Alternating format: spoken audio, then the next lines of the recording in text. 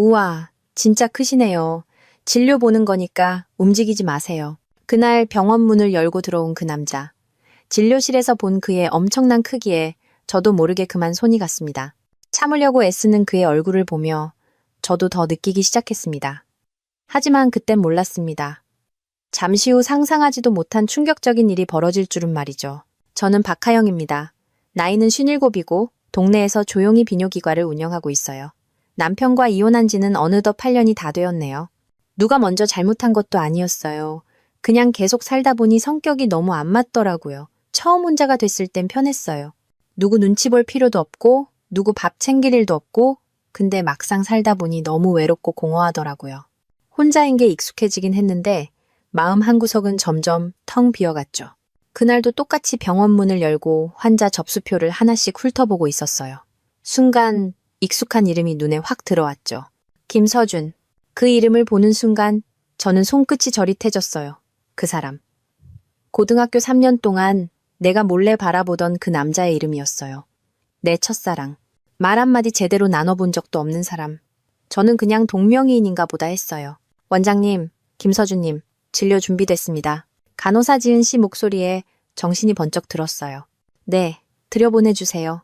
잠시 후 문을 열고 그가 들어왔어요. 세월이 묻은 얼굴이었지만 나는 단번에 그를 알아보았습니다.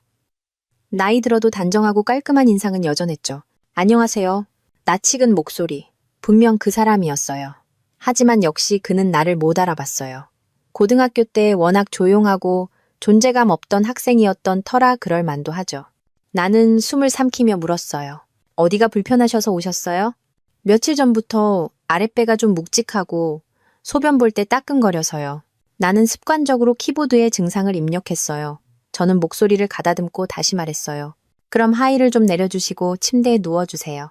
그는 아무 말 없이 고개를 끄덕이고 침대에 올라갔어요. 바지를 벗고 속옷까지 천천히 내리는 동작. 나는 고개를 약간 돌렸지만 두 눈은 정확히 그곳을 따라갔어요. 와, 크다. 저도 모르게 작게 튀어나온 한마디. 그의 물건은 생각보다 훨씬 거대했어요. 나는 본능적으로 입술을 꽉 다물었어요. 진료를 해야 하는데 눈이 자꾸만 아래로 갔죠. 나는 장갑을 끼고 진료를 시작했어요. 저도 모르게 손끝이 그의 중심을 스치듯 지나갔어요. 고의가 아니라고 하기엔 너무 의식하고 있었죠. 그는 아무 말 없었어요. 근데 아주 작게 몸이 움찔했어요. 나는 그 반응을 못 본 척하면서도 제 손끝에 살짝 떠는 그의 모습에 속으로 미세하게 흥분이 느껴졌어요. 조직 손상은 없어 보이시고요. 염증 반응 확인 위해서 초음파 검사를 한번 받아보시는 게 좋겠습니다. 아, 네. 이번 주 안으로 다시 한번 오시죠. 간호사가 예약 도와드릴 거예요. 나는 최대한 차분하게 말했지만 목소리 끝이 살짝 떨렸던 것 같아요. 그가 옷을 다시 입고 조용히 고개 숙여 인사한 뒤 진료실을 나갔어요. 문이 닫히자마자 나는 숨을 몰아쉬었어요. 심장이 너무 뛰더라고요. 그가 나간 뒤에도 나는 한참을 그대로 앉아 있었어요. 차트는 눈에 들어오지도 않고 손끝에 남은 감촉만 계속 떠올랐죠. 그 사람 김서준. 고등학교 2학년 때 내가 매일 창가에 기대어 바라보던 사람. 체육 시간 끝나고 땀에 젖은 머리를 손으로 쓸어 넘기던 모습. 매점 앞에서 친구들과 웃으며 우유 마시던 그 옆 얼굴. 나는 단 한 번도 그 사람에게 말을 걸어본 적이 없었어요. 그저 멀리서 바라보는 게 전부였죠. 그때의 나는 수줍고 소심했고 그 사람은 나랑 너무 다른 세계 사람이었으니까요.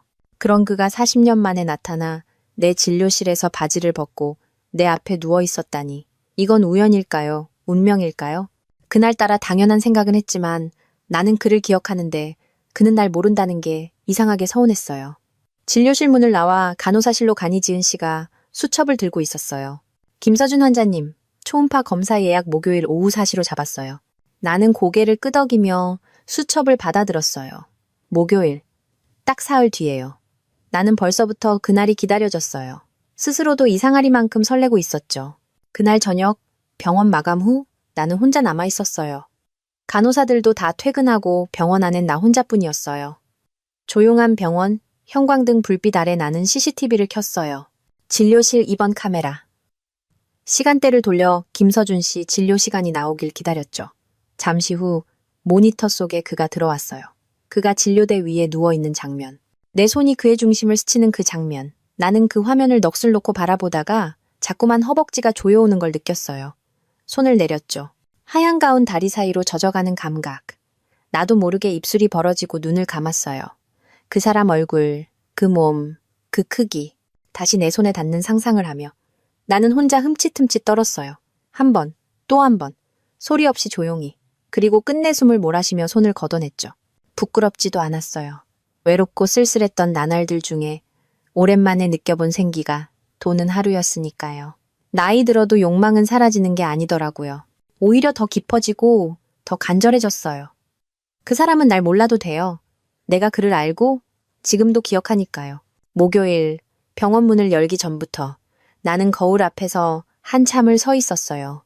가운 안에 입은 블라우스를 평소보다 더 단정하게 여미고 눈 밑 주름을 화장으로 더 가렸죠. 누가 봐도 아무 의미 없을 수 있지만 내겐 그날이 조금 특별했거든요. 오후 3시 50분. 간호사 지은 씨가 내게 조용히 말했어요. 김서준 환자분 오셨어요. 나는 괜히 목을 가다듬고 의자에 앉았어요. 잠시 후 문이 열리고 그가 또다시 들어왔습니다. 여전히 차분한 인상. 오랜만이시네요. 내 말에 그가 고개를 끄덕였어요. 네, 안녕하세요. 그 목소리, 그 말투, 그 어떤 감정도 담겨있지 않은 듯한 단조로움이 오히려 더 자극적이었어요. 나는 최대한 차분한 표정으로 차트를 넘겼어요. 오늘은 초음파로 상태를 좀 더 확인해 볼게요. 바지랑 속옷 다 내려주시고 침대에 똑바로 누워주세요. 그가 아무 말 없이 고개를 끄덕이고 조용히 바지를 벗었어요. 나는 잠시 등을 돌려 장갑을 꼈고 다시 돌아봤을 때 그는 이미 반쯤 누운 채로 천장을 올려다보고 있었고 그의 중심은 여전히 컸어요. 단순한 크기의 문제가 아니에요. 그냥 그걸 보는 순간 숨이 막힐 것 같았어요. 초음파제를 짜서 손에 바르고 탐촉자를 그의 하복부에 대기 시작했어요. 배를 훑는 척하면서 손끝은 점점 아랫부분으로 내려갔어요. 나는 숨을 참고 있었죠. 조금 더, 조금만 더. 그리고 마침내 젤 묻은 손이 살짝 그곳에 닿았어요. 의도적으로 말이죠.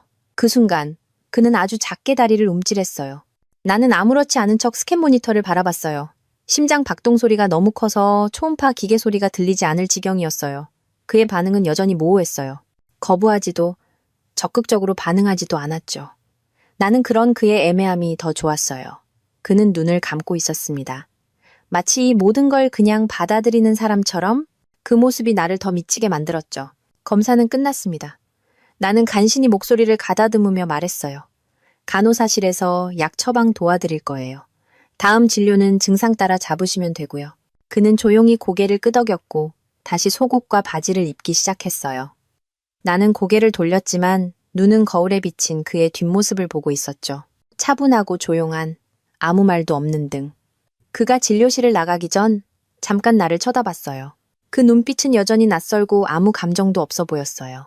그게 오히려 나를 더 흔들리게 했어요. 그 문이 닫히자마자 나는 의자에 앉아 숨을 몰아쉬었어요. 가운 셔츠는 젖어 있었고 손끝이 아직도 따뜻했어요. 그 사람은 날 기억 못해도 그의 몸은 내 손에 남아 있었어요. 병원은 저녁 7시에 문을 닫아요. 간호사들이 하나둘 퇴근하고 나면 이 공간은 나 혼자만 남죠. 조용한 진료실.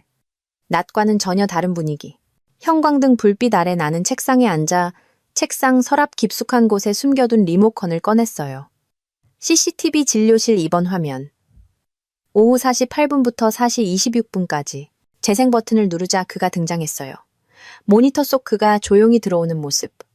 의자에 앉아 내 말을 듣고 조용히 침대 위에 누워있는 모습. 나는 화면을 확대했어요. 탐촉자가 그의 하복부를 훑는 장면. 그리고 내 손이 아주 천천히, 조심스럽게 그곳에 닿는 순간 숨을 삼키며 모니터를 응시했어요.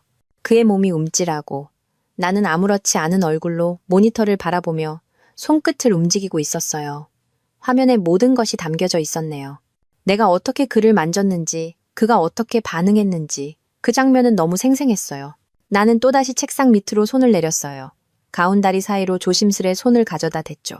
처음엔 천천히 그의 숨소리를 상상하면서 그의 무표정한 얼굴, 눕혀진 모습, 내 손끝에 느껴졌던 단단하고 묵직한 감촉. 눈을 감으니 온몸에 닿았던 그의 체온이 다시 살아나는 듯 했어요. 나는 손가락을 조금 더 깊이 밀어넣고 입을 꼭 다물며 숨을 참았어요. 손끝에 힘이 들어갔고 허벅지가 바르르 떨렸어요. 소리는 내지 않았어요. 그 누구에게도 들켜선 안 되니까. 하지만 몸은 솔직했죠. 가운 아래가 다 젖어 있었어요. 몇 번의 작은 떨림이 지나고 나는 의자에 깊이 기대어 눈을 감았어요. 텅 빈 병원, 사람이 없는 공간. 오로지 CCTV 속 그 남자와 그를 상상하는 나만 존재했어요. 이건 정말 너무 위험한 감정이었어요.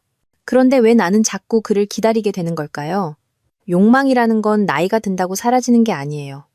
오히려 더 깊어지고, 더 조용하고, 더 간절해져요. 내가 여전히 살아있다는 증거처럼 그 사람 앞에 서면 심장이 그렇게 요동치니까요. 그날 이후 난 하루에도 몇 번씩 진료 명단을 들여다봤어요. 김서준이라는 이름이 또 올라와 있지 않을까 기대하면서요. 하지만 아무리 들여다봐도 그 이름은 없었고 나는 점점 허탈해졌어요. 그가 다시 올 이유는 없다는 걸 알면서도 자꾸만 그의 이름을 찾아 헤맸어요. 그 사람의 몸이, 손끝이 눈앞에 계속 맴돌았거든요. 그리고 정확히 일주일 뒤 그가 나타났어요. 김서준, 재상담, 통증 지속, 정밀 검사 희망. 나는 접수된 차트를 본 순간 숨이 멎는 줄 알았어요. 그가 다시 온 거예요. 이번엔 아예 오전 일찍 내원했어요. 그가 진료실 문을 열고 들어오는 순간 나는 책상 앞에 있던 손을 급히 무릎 위로 내렸죠. 왠지 모르게 들키고 싶지 않았어요. 내가 그를 얼마나 기다렸는지, 얼마나 생각했는지. 또 뵙네요. 내 말에 그는 짧게 고개만 끄덕였어요. 네, 약 먹었는데도 증상이 계속돼서요. 나는 고개를 끄덕이며 차트를 다시 열었어요. 그럼 이번엔 좀 더 정밀하게 볼 필요가 있겠네요. 원장실로 이동하셔서 바로 확인해 드릴게요. 그는 살짝 당황한 듯 눈을 깜빡였지만 거절하진 않았어요. 아, 네, 괜찮습니다. 나는 그를 조용히 원장실로 안내했어요. 문을 닫고 블라인드를 살짝 내렸죠. 비뇨기과 진료라 사생활 보호는 당연한 절차니까요. 내 표정은 차분했고 내 손은 침착했지만 속은 이미 휘몰아치는 파도처럼 출렁이고 있었어요. 침대에 누워주시고요. 오늘은 전립선 통증 부위도 함께 확인할게요. 그는 조용히 바지를 내리고 속옷까지 벗었어요. 그 모습이 이제는 익숙해진 듯 했어요. 나는 장갑을 끼며 내 손이 떨리는 걸 애써 감췄어요. 조금 불편하실 수 있어요. 힘 빼시고요. 내가 손가락에 윤활제를 바르고 전립선 부위를 만지기 시작할 때 그는 가볍게 숨을 들이쉬었어요. 살짝씩 움찔하는 게 보였죠. 나는 군침을 삼키며 손끝에 더 집중했어요. 통증 확인이라며 핑계를 댔지만 내 손은 이미 선을 넘고 있었어요. 그의 중심을 자연스럽게 감싸쥐었어요. 마치 진료의 일부인 것처럼 그는 아무 말 없이 눈을 감았어요. 입술이 아주 살짝 벌어졌고 목 아래로 미세하게 떨리는 숨이 흘렀어요. 진료의 일부분이니까 긴장 푸세요. 저는 움켜진 손을 조금씩 위아래로 흔들기 시작했어요. 그는 어떠한 거절 표시도 하지 않았고 오히려 저에게 몸을 맡기는 듯한 기분이 들었어요. 입술을 꾹 다문 채 참으려고 애쓰는 그의 표정이 오히려 저를 더 흥분시키더군요. 저는 잠시 스스로를 진정시킨 후에 말했어요. 조직 반응은 나쁘지 않으시네요. 통증 부위는 민감하지만. 나는 손을 천천히 걷어들이며 말했어요. 그는 조용히 고개를 끄덕였고 서서히 몸을 일으켜 옷을 다시 챙겨 입었어요. 나는 시선을 피했어요. 자꾸만 시선이 아래로 내려가려 했어요. 진료가 끝났지만 방 안의 공기는 그대로였어요. 어색한 침묵이 잠깐 흐르고 그가 먼저 입을 열었어요. 혹시 이거 진짜 치료 맞나요? 나는 그의 시선을 피하지 않았어요. 순간 숨이 거칠어졌고 가운 안에 열이 확 올라왔어요. 나는 말없이 그의 입술에 내 입술을 가져다 댔어요. 그는 움직이지 않았어요. 도망가지도 피하지도 않았어요. 내가 조금 더 깊게 입술을 겹치자 그의 손이 조심스럽게 내 허리를 감싸왔어요. 입술이 닿은 채로 나는 가운 단추를 풀었어요. 그의 손이 자연스럽게 내 허리선 아래로 내려왔고 나는 그의 바지 허리춤을 잡고 천천히 끌어내렸어요. 아까 진료 중 보았던 그 크고 단단한 것이 눈앞에서 다시 모습을 드러냈어요. 숨이 멎는 줄 알았어요. 괜찮으세요? 지금은 우리 둘만 있어요. 아무도 몰라요. 나는 무릎을 꿇고 그의 허리 앞으로 손을 뻗었어요. 손에 다시 닿은 그의 뜨거운 피부, 그의 체온을 느끼며 나는 눈을 감았어요. 혀끝으로 아주 살짝 그의 중심을 훑었어요. 그가 짧게 숨을 들이마셨어요. 침대 위로 올라가세요. 내가 낮게 말하자 그는 아무 말 없이 누웠어요. 나는 가운을 벗고 그 위에 올라타 천천히 몸을 맞췄죠. 피부가 닿자마자 우리의 온기가 섞여들었어요. 그의 중심은 천천히 조심스럽게 들어왔어요. 그가 나를 감싸 안았고 나는 그의 어깨에 이마를 기댔어요. 몸이 하나가 되자 숨소리도 하나가 됐어요. 그 순간 병원 안에는 오직 그 사람 그리고 나만 있었어요. 몇 번의 느린 움직임 속에 나는 허리를 깊이 밀어 넣으며 그를 느꼈고 그는 낮게 신음을 흘렸어요. 서로의 목덜미에 숨을 섞으며 우리는 참을 수 없이 엉켜 있었어요. 저는 위에서 더욱 격렬하게 움직이다가 잠시 후 눈을 떴고 혼자 있는 조용한 집 침대 위에서 그런 꿈을 꿨다는 걸 깨달았어요. 이 나이에 그런 꿈까지 꾸다니. 저는 부엌으로 가 물 한 잔을 마셨습니다. 꿈에서의 그의 모습이 아직도 너무 생생했어요. 자꾸 머릿속을 맴도는 꿈속에서의 그의 모습에 나는 한동안 멍하니 서 있었습니다. 현실인 듯 다리 사이엔 아직 그의 흔적이 남아있는 듯했고 동시에 가슴 한편엔 허전함이 퍼지고 있었어요. 그날 이후로도 그는 병원을 찾지 않았어요. 진료 명단 어디에도 그의 이름은 없었고 나는 매일 아침 출근하자마자 컴퓨터부터 켜는 습관이 생겼어요. 그의 이름 하나 보려고 매일같이 명단을 확인했지만 더 이상 그의 이름은 볼 수가 없었습니다. 나는 그의 이름을 혼자 되새기며 며칠을 버텼어요. 욕망은 사라졌지만 감정은 점점 더 깊어졌어요. 그리고 어느 날 나는 결심했어요. 차트에 남겨진 그의 휴대폰 번호를 확인하고 손가락 끝이 떨리는 걸 억지로 눌러가며 문자를 보냈죠. 안녕하세요. 비뇨기과 진료받으셨던 박하영입니다. 몸은 좀 괜찮으신가요? 보내고 나서 핸드폰을 내려놓지 못했어요. 답장이 올지 언제 올지 혹시라도 오지 않으면 어쩌나. 긴장과 후회 그리고 희망이 뒤섞였죠. 한참 뒤 그에게서 짧은 답장이 왔어요. 네, 안녕하세요. 덕분에 요즘은 좀 괜찮아졌습니다. 그의 무심한 듯 짧은 문자 한 줄에 가슴이 뛰었어요. 혹시 괜찮으시면 제가 커피 한 잔 사드리고 싶은데 괜찮으실까요? 곧이어 그에게 다시 답장이 왔습니다. 네, 괜찮습니다. 시간 괜찮으실 때 말씀 주세요. 문자를 받은 그 순간 나는 가슴이 덜컥 내려앉았어요. 기뻤고 떨렸고 혼란스러웠어요. 그가 왜 수락했는지 그 마음속이 어떤지 나는 알 수 없었지만 괜찮았어요. 그저 그가 나를 만나주겠다는 사실 하나로 충분했으니까요. 주말 오후 나는 병원 근처 작은 카페를 장소로 정했어요. 그를 처음 본 건 카페 가장자리 창가자리 평범한 듯하면서도 깔끔하고 단정한 그런 사람. 제가 아는 그 모습 그대로였죠. 오래 기다리셨어요? 아니요, 금방 왔어요. 그의 말투는 여전히 조용하고 감정이 드러나지 않았어요. 나는 웃으며 자리에 앉았고 조용히 커피를 주문했어요. 요즘 몸은 좀 어떠세요? 내 질문에 그는 고개를 살짝 끄덕였어요. 나아졌어요. 약도 잘 들었고. 다행이네요. 짧은 말들이 오고 우리는 천천히 커피잔을 들었어요. 창밖으로 흐린 햇빛이 들었고 테이블 위 그림자마저 어쩐지 조용했어요. 결혼은 하셨죠? 내가 조심스럽게 물었어요. 그는 조금 멈칫했지만 곧 대답했죠. 아니요, 바쁘게 살다 보니까 아직. 그 말에 나는 심장이 저릿했어요. 순간 심장이 철렁 내려앉았다가 금세 따뜻하게 퍼지는 기분이었어요. 그래도 다행이다. 혼자가 아니었으면 이런 감정은 처음부터 꾹 눌러야 했을 텐데. 마음속 깊은 데서부터 뭔가 조심스럽게 피어나는 느낌이었어요. 그동안 혼자서 쌓아뒀던 감정들, 이제는 조금쯤 꺼내도 되지 않을까 싶은 마음. 아, 그러시구나. 저는 혼자 산지 꽤 됐어요. 이혼한 지는 8년 됐고요. 그가 고개를 끄덕이며 내 눈을 마주했어요. 혼자 지내는 게 익숙해지긴 했는데 가끔은 이상하죠. 누군가랑 밥 한 끼 먹는 게 왜 이렇게 그리운지. 그가 처음으로 짧게 웃었어요. 맞아요. 말없이 밥 먹는 게 익숙해졌는데 말할 사람 없다는 게 이렇게 무거운 줄은 몰랐죠. 그 짧은 대화들이 우리 사이에 뭔가를 조금씩 만들어주고 있었어요. 긴 시간 바라만 보던 사람이 내 앞에서 이렇게 진짜 이야기를 하고 있었어요. 그것만으로도 지금 나는 조금 살아있는 것 같았어요. 커피 2잔이 비워질 무렵 그가 먼저 말했어요. 밥은 드셨어요? 나는 고개를 저었죠. 아니요. 오늘 점심도 안 먹고 그냥 나왔어요. 그가 살짝 웃었어요. 그럼 뭐라도 드시죠. 근처 조용한 선술집. 창이 작고 조명이 노란색인 곳. 안쪽 구석에 자리를 잡고 앉았어요. 우리는 조용히 술잔을 마주쳤고 한 모금, 또 한 모금. 소주는 조금 쓰고 말은 조금씩 부드러워졌어요. 혼자서 살면 많이 외로우셨겠어요. 내 질문에 그는 잔을 내려놓으며 말했죠. 혼자 있는 시간이 오래되니까 감정이 없어지더라고요. 하루 종일 말도 안 하고 기대도 안 하고 그냥 그렇게 살고 있죠. 그 말이 나를 더 흔들었어요. 나도 그렇게 느꼈었거든요. 나와 같은 외로움을 느끼고 있는 그를 보니까 그게 더 아프고 더 가깝게 느껴졌어요. 나는 술잔을 더 채우며 그를 바라봤어요. 그도 내 시선을 피하지 않았어요.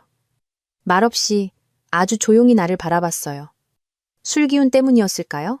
그 시선이 너무 뜨겁게 느껴졌어요. 선술집을 나왔을 때 밤바람은 차가웠고 서준 씨의 손등이 내 손을 스치듯 닿았어요. 나는 그걸 피하지 않았고 그도 자연스럽게 내 손을 가볍게 잡았어요. 우리 손은 꼭 잡지도 않았고 그렇다고 놓지도 않았어요. 그 애매함이 오히려 더 짜릿했어요. 그렇게 우리는 천천히 걷다가 말도 없이 멈춰 섰고 나는 조용히 그를 바라봤어요.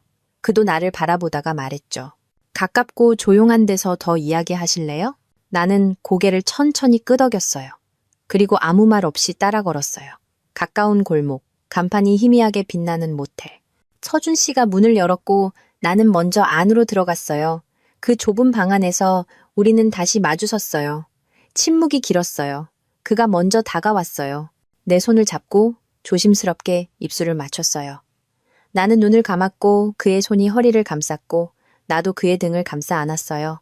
입술이, 손이, 숨이 엉켜들었어요. 우리는 서로의 외로움을 벗겨내듯 조심히 쓰다듬었어요. 꿈에서처럼 그의 중심이 내 안으로 들어왔을 때 나는 입술을 깨물며 신음을 삼켰어요. 그 느낌은 꿈에서 느꼈던 것과 다르지 않았어요. 익숙한 듯 자연스러웠고 서로를 원하는 마음만이 방 안을 가득 채웠어요. 천천히 깊이. 그렇게 우리는 또 하나가 되었어요. 끝내고 난 뒤 나는 그의 품에 기대어 누웠어요. 그는 조용히 나를 안고 있었고 나는 그의 체온을 느끼며 눈을 감았어요. 그 순간만큼은 세상에서 가장 편안했어요. 외롭지 않았고 무섭지 않았고 누구보다 살아있다고 느껴졌어요. 그날 이후 나는 완전히 달라졌어요. 매일 아침 눈을 뜨면 가장 먼저 생각나는 사람이 있었고 출근길에도 환자를 진료할 때도 심지어 아무 말 없이 밥을 먹는 순간에도 내 머릿속엔 그 사람뿐이었어요. 서준 씨, 그가 다시 나를 찾진 않았지만 나는 그를 기다리지 않았어요. 내가 먼저 다가갔거든요. 처음엔 문자, 잘 지내시죠? 오늘은 병원 일찍 끝나요. 커피 한 잔 어때요? 그는 단답형이었지만 거절하진 않았어요. 그리고 그렇게 우리는 몇 번이고 만났어요. 카페에서, 공원 벤치에서, 병원 근처 조용한 식당에서 특별한 대화 없이도 편안했고 그는 항상 나보다 말을 적게 했지만 그 침묵조차 좋았어요. 그가 운영하는 카페에 내가 처음 찾아간 건 어느 비 오는 오후였어요. 카페를 운영한다는 말을 듣고 나도 모르게 그가 보고 싶어 가게 문 앞에 서 있었죠. 하용 씨. 그가 놀란 얼굴로 나를 보며 말했어요. 나는 모르는 척 웃으며 말했죠. 가까이에 있다가 커피가 마시고 싶어서요. 그는 아무 말 없이 고개만 끄덕였고 나는 조용히 창가 쪽 자리에 앉았어요. 그가 만든 커피를 받아들었을 때 이상하게도 눈물이 날 뻔했어요. 이 사람 손이 닿은 잔, 그의 공간, 그의 온기. 그걸 내가 이렇게 마실 수 있다는 게 너무 감사했어요. 그의 가게에 다시 또 갔고 그는 특별한 반응 없이 커피를 내줬어요. 나는 점점 그의 일상 속으로 조금씩 스며들고 있었죠. 그가 거절하지 않으니 나는 더 깊이 들어갔어요. 조용히 천천히, 중독처럼. 어느 날은 그가 직접 문자를 보냈어요. 오늘 병원 마감하고 뭐 하세요? 그 한 줄. 그 문장을 몇 번이고 다시 읽었어요. 가슴이 뛰고 손이 떨리고 거울을 몇 번이나 보고 나갔어요. 그날 밤 우리는 또 모텔로 향했어요. 그는 여전히 말이 없었고 나는 그 말없는 손길을 느끼며 눈을 감았어요. 이건 연애가 아니라는 거. 그도 나를 사랑하지 않는다는 거. 알면서도 나는 계속 그를 품었어요. 품고 또 품고 그 사람의 체온을 잊지 않기 위해 안간힘을 썼어요. 그 사람은 내게 감정 표현을 하지 않았어요. 사랑한다고 말한 적도 없고 보고 싶다고 한 적도 없어요. 하지만 그의 손이 그의 숨소리가 그 모든 게 나를 무너뜨렸어요. 나는 이미 그 사람 없이 하루를 견딜 수 없게 돼 있었어요. 그날은 이상하게 맑았어요. 햇살이 따뜻했고 바람도 부드러웠어요. 서준 씨와 나는 나란히 걷고 있었죠. 그의 손이 자연스럽게 내 손을 감쌌고 나는 그 손을 꼭 쥐었어요. 아무도 모르는 연인처럼. 조용히 우리는 말없이 거리를 걸었어요. 마치 아무 일도 없는 사이처럼. 그 순간만큼은 정말 행복했어요. 누구보다 가까이 있는 사람 같았고 이 시간이 영원했으면 좋겠다는 생각이 들 정도로. 그런데 그 순간 바로 앞에서 어떤 여자가 다가왔어요. 중년의 여인. 짙은 눈썹, 날카로운 시선. 서준 씨를 보자마자 그대로 다가와 멈췄어요. 여보. 그녀는 단호한 목소리로 그를 여보라 불렀고 서준 씨는 그 자리에서 그대로 굳어버렸어요. 나는 도대체 이게 무슨 상황인지 혼란스러웠죠. 그녀가 내 앞까지 와서 서준 씨를 똑바로 바라봤어요. 지금 이게 뭐야? 그 말이 떨어지고 그녀의 손이 그의 뺨을 강하게 때렸어요. 소리보다 그 침묵이 더 무서웠어요. 주변의 시선들이 우리를 향했고 나는 한 걸음 뒤로 물러났어요. 그녀는 나를 한번 쳐다봤지만 아무 말 없이 돌아섰어요. 그리고 그대로 뒷모습만 남긴 채 걸어갔어요. 서준 씨는 그 자리에 서 있었어요. 볼이 붉게 달아올랐지만 감정이 없었어요. 나는 그를 바라보다가 조심스럽게 물었어요. 괜찮아요? 그는 고개를 숙인 채 말했어요. 집에 가야겠어요? 그 말 한마디 남기고 그는 내게 어떤 설명도 없이 돌아섰어요. 나는 그를 붙잡지도 따라가지도 않았어요. 그저 멍하니 서 있었죠. 따뜻했던 햇살이 갑자기 너무 차갑게 느껴졌어요. 그렇게 그는 내 곁에서 말없이 사라졌어요. 그는 나에게 결혼하지 않았다고 거짓말했었던 거예요. 왜일까요? 왜 그런 거짓말을 했을까요? 하지만 난 그 이유를 그에게 묻고 싶지 않았어요. 그냥 이렇게 그와 멀어질까봐. 그게 겁이 났어요. 그날 이후로 그는 완전히 사라졌어요. 연락도 답장도 없었어요. 전화는 받지 않았고 문자는 아무런 응답이 없었어요. 처음엔 이해하려 했어요. 아내에게 들켰으니 당연한 일이라고. 시간이 좀 지나면 다시 연락이 오겠지. 그럴 거라고 믿었어요. 그런데 이틀, 사흘, 일주일, 시간이 지나도 그는 돌아오지 않았고 나는 그 사람에게만 고정된 채로 망가져 갔어요. 병원 일도 손에 잡히지 않았어요. 진료 중에도 자꾸 멍해지고 환자의 말이 귀에 들어오지 않았어요. 간호사 지은 씨가 걱정스레 묻더군요. 원장님, 어디 편찮으세요? 나는 웃으며 괜찮다고 했지만 그날따라 목소리조차 안 나왔어요. 밤엔 잠이 안 왔어요. 침대에 누워 천장을 보다가 핸드폰만 들여다봤어요. 그 사람 사진도 없고 목소리도 없는데 문자 하나라도 또 올까봐 계속 화면만 켜고 껐다가 다시 켜고 그 짓을 몇 시간을 반복했어요. 문자도 수십 통 보냈어요. 왜 거짓말을 했는지에 대해선 이유를 묻지 않았어요. 괜찮으세요? 말이라도 좀 해주세요. 제발 단 한 줄만이라도. 오길 바랐지만 답장은 없었어요. 나는 점점 조급해졌고 조급함은 불안이 되고 불안은 집착이 됐어요. 하루는 그의 카페 앞까지 찾아갔어요. 가게 유리문 밖에서 안을 들여다봤는데 커튼이 내려져 있었어요. 영업 안 하는 날도 아닌데 문도 닫혀 있었고 안에 불도 꺼져 있었어요. 그 사람도 그의 흔적도 없었어요. 길가에 멍하니 서 있다가 어깨 위로 눈물이 떨어졌어요. 감기 때문도 아니고 비 때문도 아니고 그냥 너무 속이 시려서 사랑은 그 사람이 아니라 그를 기다리는 내가 더 깊게 앓는 거더라고요. 그날 밤 나는 다시 메시지를 보냈어요. 무슨 말이라도 듣고 싶었어요. 변명이든 또 거짓말이든 그냥 아무 말이었으면 좋겠다고 생각했어요. 서준 씨, 제가 그냥 미안해요. 다시는 안 볼게요. 그러니까 한마디만 해주세요. 그렇게 혼자 그를 생각하며 중얼거렸어요. 그리고 그날은 왔어요. 진짜로 답장이 왔어요. 휴대폰이 띵하고 울렸을 때 나는 너무 놀라서 손에서 폰을 떨어뜨릴 뻔했어요. 떨리는 손으로 화면을 켰어요. 미안해요. 거짓말해서. 우리 선을 너무 넘어버린 것 같아요. 딱 그 한 줄. 나는 그 자리에서 주저앉았어요. 정말로 다리에 힘이 풀렸어요. 숨이 막혔고 가슴이 조여왔어요. 눈물이 아니라 그냥 안에서 뭔가 와르르 무너져 내리는 기분이었어요. 선을 넘었다는 말, 그 문장 안에는 수많은 의미가 담겨 있었어요. 후회, 부담, 죄책감, 그 어떤 말보다도 명확한 이별의 신호. 그 사람은 나와 있었던 모든 순간을 단순히 선 넘은 일로 생각하고 있던 거예요. 나는 그 속에 감정이 있다고 믿었는데 그는 감정이 아니라 실수였다고 여겼던 거죠. 결혼한 걸 속인 이유도 큰 이유는 없어 보였어요. 그냥 일탈이라도 하고 싶었던 걸까요? 바보 같죠. 나는 혼자 사랑이라고 믿었는데 그는 그저 스쳐간 거였어요. 그 답장을 수백 번 읽었어요. 침대에 앉아서 거울 앞에서도 화장실 세면대 앞에서도 그 한 문장만 계속 들여다봤어요. 그러다 문득 깨달았어요. 그를 놓아줘야 한다는 걸. 더 이상 붙들면 안 된다는 걸. 내가 계속 잡고 있으면 그 사람은 더 괴로워질 거라는 걸. 그래서 나도 아무 말 없이 휴대폰을 껐어요. 처음으로 그를 놓아주기로 했어요. 하지만 정말 끝일까요? 이렇게 끝난 걸까요?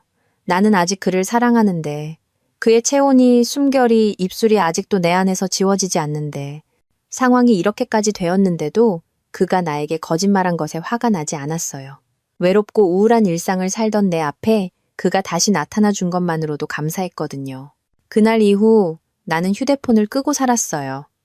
문자가 와도 못 보게, 전화가 와도 모르게, 그 사람의 이름이 뜨지 않게 아무것도 하지 않았어요. 출근해서 진료하고 퇴근하면 집에 들어와 불도 안 켠 채 누웠어요. 예전엔 외로워서 불을 일부러 켜두고 잤는데 요즘은 그냥 아무것도 보고 싶지 않았어요. 그를 떠나보내기로 했어요. 그게 나를 위한 일이든 그를 위한 일이든. 우리는 이미 너무 멀리 왔으니까 그날 병원 옥상에 올랐어요. 요즘 자주 올라가요. 바람이 세게 부는 그곳에 서 있으면 머릿속이 잠깐 멈추거든요. 손에 들고 있던 핸드폰을 꺼내 그가 보냈던 그 한 줄을 마지막으로 꺼내봤어요. 우리 선을 너무 넘어버린 것 같아요. 나는 천천히 고개를 끄덕였어요. 그래, 맞아. 우린 넘지 말아야 할 선을 넘어버렸지. 그런데 웃기죠. 그가 허락만 한다면 난 그 선을 넘고 싶었어요. 그를 위해서라면 다 감당할 수 있었어요. 처음부터 그게 사랑이든 욕망이든 난 그 사람이 좋았고, 원했고, 기다렸어요. 그는 나를 기억하지 못하지만 나는 고등학교 때부터 그를 좋아했어요. 매일 창문 너머 바라보던 그 사람. 말 한마디 못 걸고 멀리서만 쳐다보던 내 첫사랑. 그 사람이 어느 날 갑자기 진료실 문을 열고 들어왔고 나는 아무 준비도 못한 채 그 사람에게 다시 빠졌어요. 그건 단순한 추억이 아니었어요. 나는 그를 다시 사랑하게 된 거예요. 하지만 사랑이 다 허락되는 건 아니니까. 사랑이 다 받아들여지는 것도 아니니까. 나는 이제 그 사람을 놓아주기로 했어요. 아프지만 그게 그의 선택이라면 나도 감당해보려 해요. 마음이 아픈 날은 그냥 아프기로 했어요. 어디에도 털어놓지 않고. 누구에게도 의지하지 않고 그냥 그 사람을 다시 떠올리고 속으로 울며 스스로를 달랬죠. 놓아주는 연습은 참 어렵고도 길어요. 한 번에 되지 않더라고요. 매일 조금씩. 어제보다 오늘, 오늘보다 내일. 나는 그렇게 그 사람을 천천히 놓아주고 있어요. 며칠 만에 핸드폰을 다시 켰어요. 알림은 없었어요. 그 사람의 문자도, 부재중 전화도 아무것도 없었어요. 그런데도 이상하게 마음이 조용했어요. 텅 빈 화면을 보고 웃었어요. 아무 일도 없구나. 그게 이제는 당연하다고 느껴졌어요. 문득 병원 대기실에서 들려오는 사람들 목소리가 선명하게 들리기 시작했어요. 김 선생, 오늘도 이 시간 오셨네. 야, 진료 빨리 끝내고 순댓국 먹으러 갈래? 그런 소리들이 예전엔 소음 같았는데 이젠 그 일상이 고맙게 느껴졌어요. 진료실 책상에 앉아 환자의 차트를 하나씩 넘기고 웃으며 인사를 하고 증상 하나하나 살피고 처방을 쓰고 그런 모든 과정들이 내가 다시 제자리로 돌아왔다는 증거처럼 느껴졌어요. 아직 그 사람을 완전히 잊은 건 아니에요. 가끔 눈 감으면 그 얼굴이 떠오르고 입술이, 손이, 몸이 문득 떠오를 때면 가슴이 철렁 내려앉아요. 하지만 이제는 울지 않아요. 그 사람이 내게 남긴 건 아픔이 아니라 내가 아직 살아있다는 감각이었으니까요. 내가 누군가를 이렇게까지 좋아할 수 있었던 사람이란 걸. 욕망하고 원하고 기다릴 수 있었던 사람이란 걸. 그 사람이 알려줬어요. 그 사람은 날 몰랐고 지금도 모를 거예요. 내가 어떤 마음이었는지, 그 순간들이 내게 어떤 의미였는지. 하지만 괜찮아요. 알지 못해도 나 혼자였어도 그건 분명 나에게 사랑이었으니까요. 나는 다시 병원 문을 열어요. 다시 진료를 시작하고 다시 하루를 살아가요. 그 사람과의 기억은 어느 조용한 서랍 속에 살며시 넣어둘 거예요. 어쩌다 생각나면 꺼내어 볼 수 있게. 하지만 더 이상 그 기억에 매달리진 않을 거예요. 놓아주는 건 있는 게 아니라 평생 간직하고 있는 거겠죠.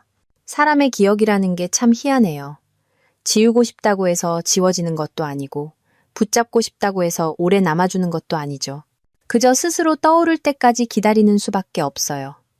요즘 저는 그 사람을 억지로 잊으려 하지 않아요. 대신 기억이 올라올 때마다 조용히 꺼내어 바라보죠.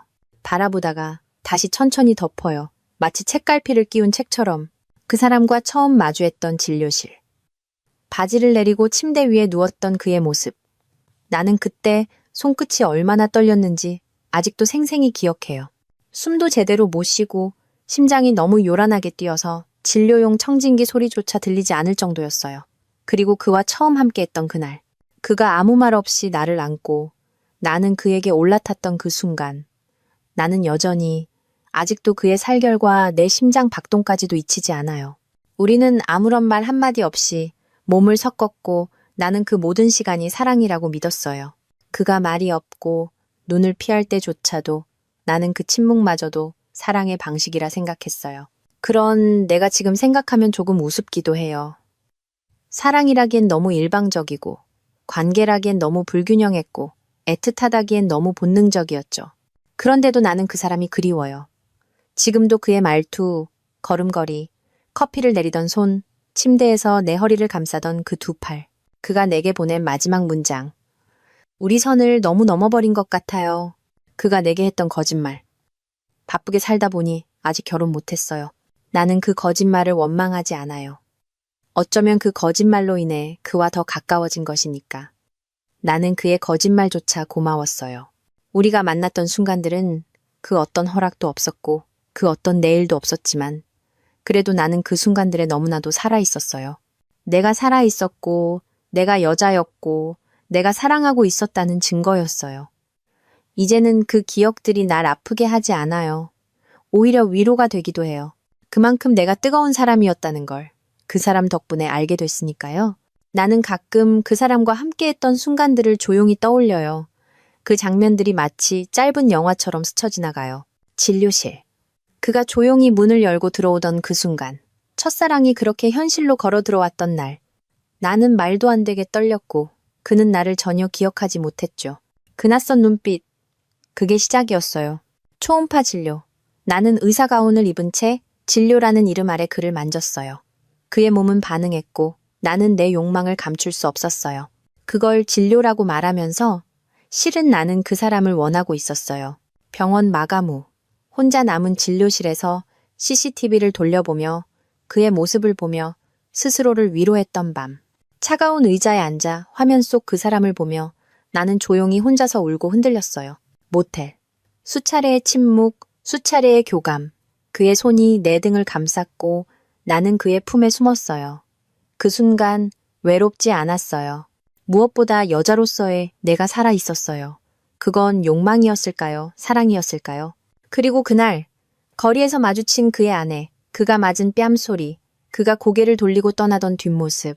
그 순간부터 나는 무너져 갔어요. 연락 두절. 내가 보낸 수십 통의 문자, 돌아오지 않던 대답. 그리고 마침내 도착한 단 한 줄의 메시지. 우리 선을 너무 넘어버린 것 같아요. 나는 그 말을 수없이 곱씹었고 결국 그를 놓아주기로 했어요. 지금도 완전히 떠나보낸 건 아니에요.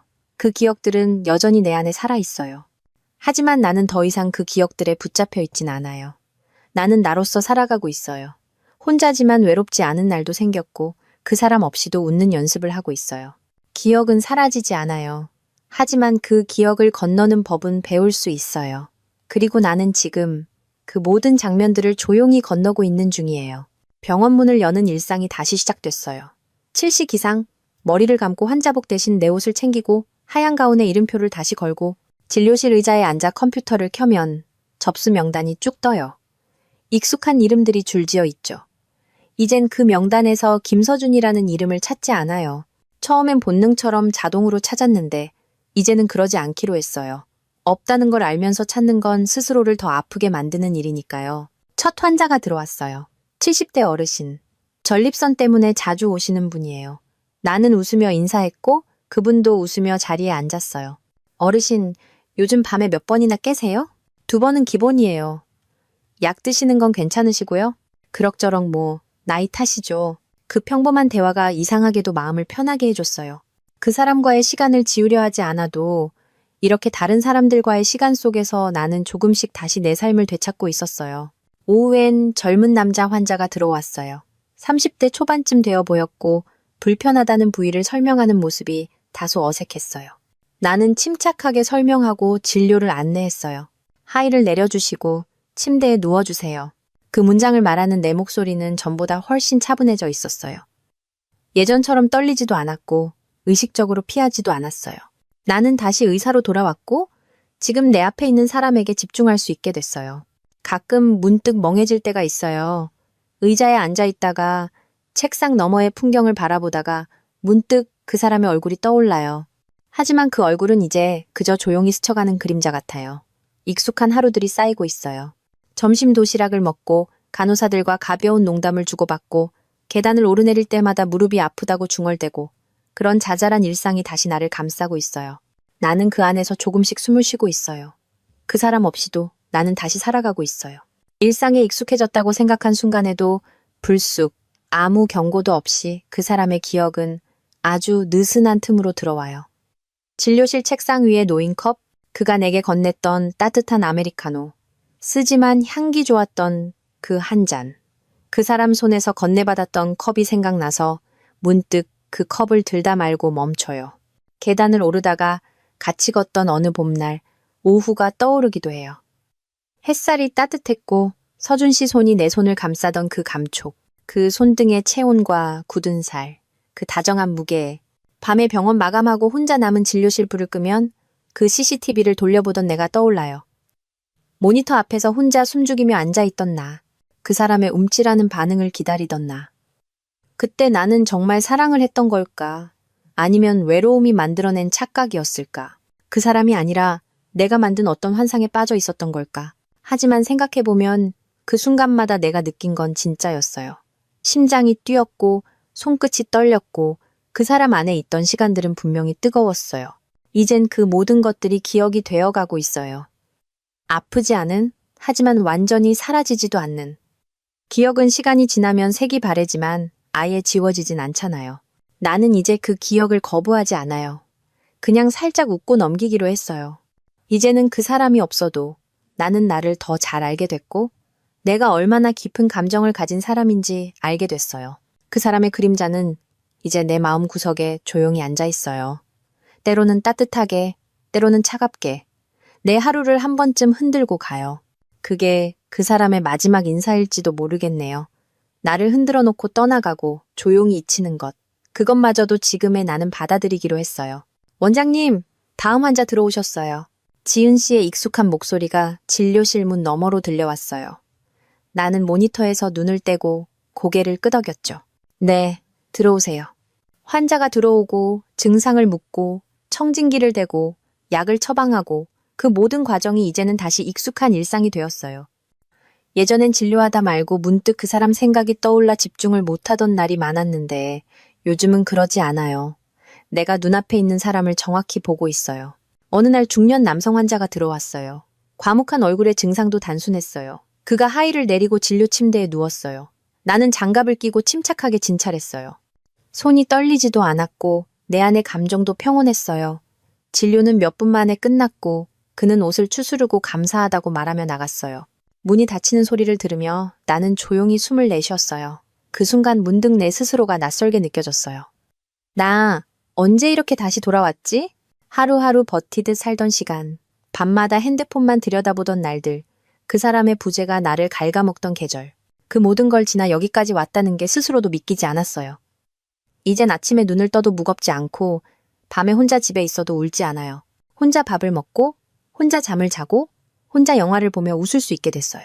그가 없어서 무너졌던 시간들이 이제는 나를 다시 일으켜주는 바닥이 되었어요.